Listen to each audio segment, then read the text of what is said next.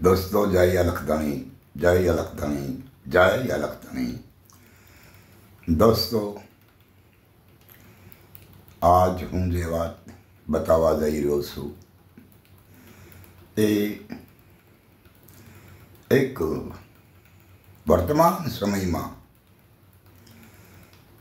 भारतना नागरिकों अने भारतना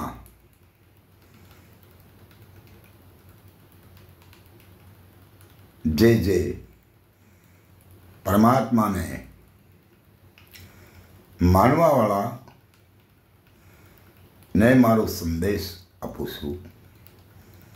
मानवू या न मानवू, आ वातनो स्वीकार करवो या न करवो ए दरेक व्यक्तिगत बात है, दरेक व्यक्तिनी मनसा उपर है। बाकी जे सिद्धांतों से ए सिद्धांतों ने हूँ अहींया रजू करी रह्यो छुं। अने आ वात मारे એટલા માટે કરવી પડી છે કે હમણાં મારા મોબાઈલમાં મારા વોટ્સઅપ ઉપર ફેસબુક ઉપર એક વિડીયો આવ્યો છે અને એમાં મોરારીદાસ હરિયાણીના ગામે એટલે કે તલ ગાંજરડા ગામે સ્વામિનારાયણ સંપ્રદાયના સાધુઓ સાથે જે વાત બની એ બાબતે હું महापुरुषों मते अने त्यां जे वार्तालाप कर्यो जेने जे लोको मानी रह्या छे ए ज महापुरुषों मते हूँ रजू करी रह्यो छुं। आपणे श्री कृष्ण विषे उपाड़ीए बात तो श्री कृष्णए क्यांय कीधुं नथी के हूँ परमात्मा छुं, हूँ जगतनो सर्जनहार छूं या तो हूँ जगत गुरु छूं।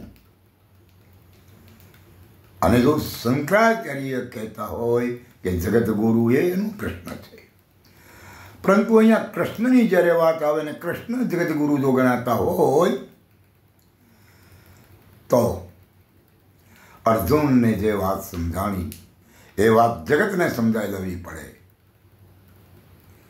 पण एवुं नथी। पण कृष्णनी गीता एवुं बोले छे 7मा अध्याय में ज्ञान विभूति योग में हे अर्जुन जे लोको मारू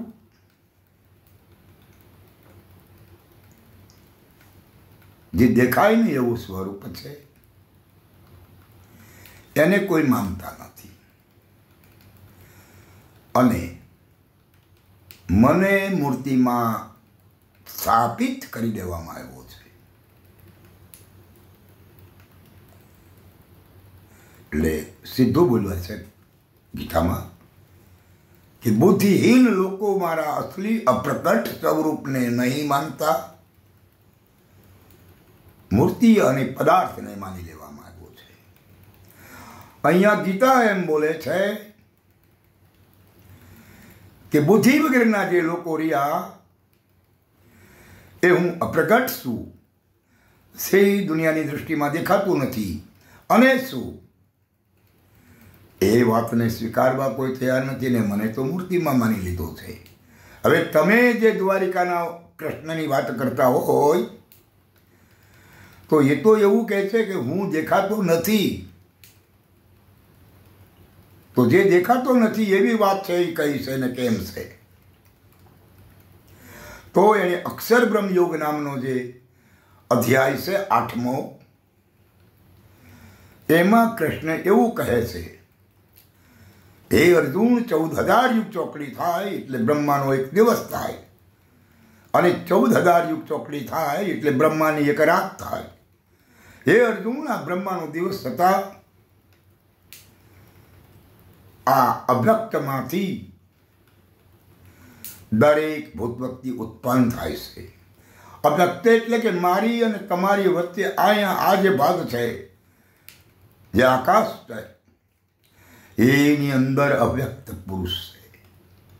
અવ્યક્ત કે જ્યાં કોઈ વ્યક્તિ જ નથી, પણ મુખ્ય પાવર જે રહ્યો, આ જગતને સંચાલન કરનારો, એ મારીને તમારી વચ્ચે આ ગોલોકની અંદર છે, આકાશના ભીતરમાં છે, જે કેવલ ભૂમિકામાં છે. અને હે અર્જુન, રાત્રિ થતા દરેક પાસા આ અવ્યક્તમાં લઈ પામે છે. પરંતુ હે અર્જુન, તે અવ્યક્તથી પર, આ અવ્યક્તથી પણ પર જે સનાતન બીજરો ભાવ અવયવ જુદો છે, તે મારું પરમધામ છે. હે અર્જુન, તેનો અનુભવ કરીને તું મોક્ષ મેળવ. અહીંયા કોઈ જગ્યાએ કૃષ્ણએ એવું કીધું જ નથી કે તું મને માની લે, આ શરીરને માની લે, એવી વાત કરી જ નથી. જ્યારે તમે તો શરીરને માનવાની વાત કરી રહ્યા છો, પણ કૃષ્ણએ જે વાત કરી છે ને, એ વાતનો જ્યારે વિચાર કરે ત્યારે આ મૂર્તિ પૂંજાનો મગજમાંથી અસર જે રહીને એ નીકળી જાય. એટલે કૃષ્ણની વાતને સમજ્યા વગરની આ બધી વાત છે. અને મોરારીદાસ હરિયાણી તુલસીકૃત રામાયણનું ગઠન કરે છે, લોકો સમક્ષ એની વાણી પીરસી રહ્યા છે, પરંતુ એ સ્વયં ભેદ રાખે છે. જે હકીકત છે એને છુપાવી રહ્યા છે. જે હકીકતને મેદાનમાં રજૂ કરવામાં આવતી નથી. અગર જો હકીકતને મેદાનમાં રજૂ કરવામાં આવે તો કથા વાંચવાનું કોઈ પ્રયોજન જ ન રહે. કારણ એ તુલસીકૃત રામાયણ હિન્દીમાં લખેલું, જેમાં રામાયણના મહાત્મ ઉપર 24મા પેજ ઉપર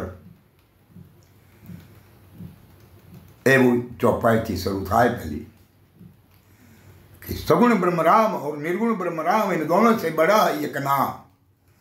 સગુણ અને નિર્ગુણ આ બેથી નામ શ્રેષ્ઠ છે અને મોટું છે. આપણી આ સમાજની માલ પર પ્રકાર બે છે પૂજા અર્ચના કરવાના. એક સગુણની પૂજા થાય, એક નિર્ગુણની પૂજા થાય. પરંતુ અહીંયા જે પૂજા કરવાની છે ને એ વ્યક્તિની કરવાની થાય, અને એક વ્યક્તિ રહિત કરવાની થાય. એટલે સત્ય कुछ और है और हमने स्वीकार ही लिया है जो वो कुछ और स्वीकार लिया है. सत्य अलग રહી જાય છે. સત્યની વાત હાલતી જ નથી. જે મહાપુરુષોએ વાત કરી છે સત્ય, એ સત્ય જે રહ્યું ને એ કંઈક અલગ છે ને વાત સાંભળીએ છીએ ને સમજીએ છીએ ને સ્વીકારીએ છીએ એ કંઈક અલગ છે. હવે મોરારીદાસ હરિયાણી આ ચોપાઈનો અર્થ સમજાવવો પડે. શા માટે આની વાર્તાલાપ નથી કરતા? કઈ તકલીફ છે લોકોને? ઘટના જે સાચી છે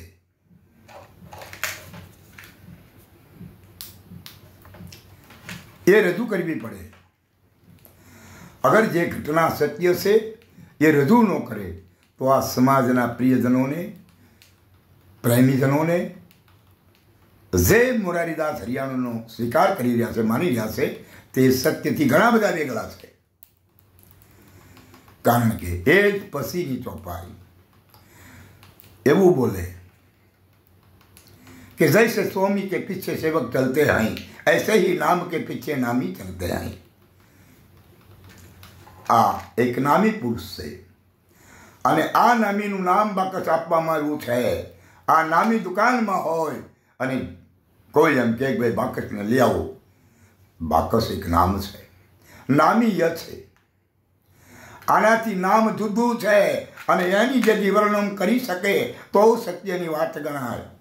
सत्य भी उनसे भी परे है। और ત્યાર પછી તુલસીદાસની કલમ ઘણું બધું કહે છે, પણ છેલ્લે तुलसीदास महाराज એવું કહી દે कि मैंने कहाँ तक नाम की बढ़ाई कहूँ, खुद राम ये नाम के गुण गाने के लिए सशक्त नहीं है, सम्राट नहीं है। તો પછી શું કામ આપણે આ બધું કરવું જોઈએ? જે સત્ય છે એને મેદાનમાં રજૂ કરવું પડે સમાજની સમક્ષ. સ્વીકારે ન સ્વીકારે અલગ વસ્તુ છે. હવે સ્વામિનારાયણ સંપ્રદાય એમાં શ્રીજી મહારાજે ક્યાંય કીધું નથી હું સ્વયં ભગવાન છું. એ લોકો લઈ પડ્યા છે. અમારે કારિયાણી ગામની અંદર સ્વયં શ્રીજી મહારાજનું આગમન થયું હોય અને કારિયાણી ગામમાં વસ્તા ખાતરના ત્યાં સ્વામિનારાયણ શ્રીજી મહારાજનો ઉતારો હોય.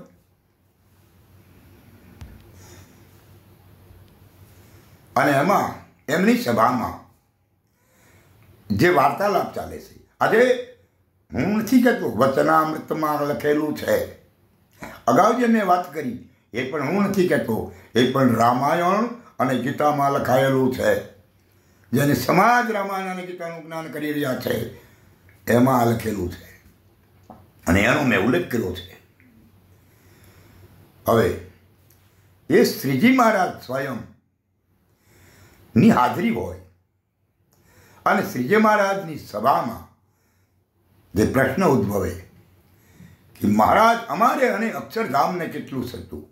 વાહ, સરસ પ્રશ્ન છે. હે મહારાજ, આ હરિભક્તો કહે છે કે અમારે અને અક્ષરધામને કેટલું સતું છે. ત્યારે એમાં જવાબ જે આપવામાં આવ્યો છે ને બહુ સરસ જવાબ આપવામાં આવ્યો છે કે પ્રિયજનો, ભાવિક ભક્તજનો, अक्षरधाम बहुत दूर भी है અને आपकी समक्ष भी है. કારણ કે જે વ્યક્તિ આ વચનામૃત બોલે છે, કારિયાણીનું વચનામૃત બોલે છે, બોટાદ તાલુકા બોટાદ જિલ્લાના કારિયાણી ગામમાં શ્રીજી મહારાજની સભામાં આજ હું જે બોલી રહ્યો છું એ વચનામૃતમાં લખેલા શબ્દો છે.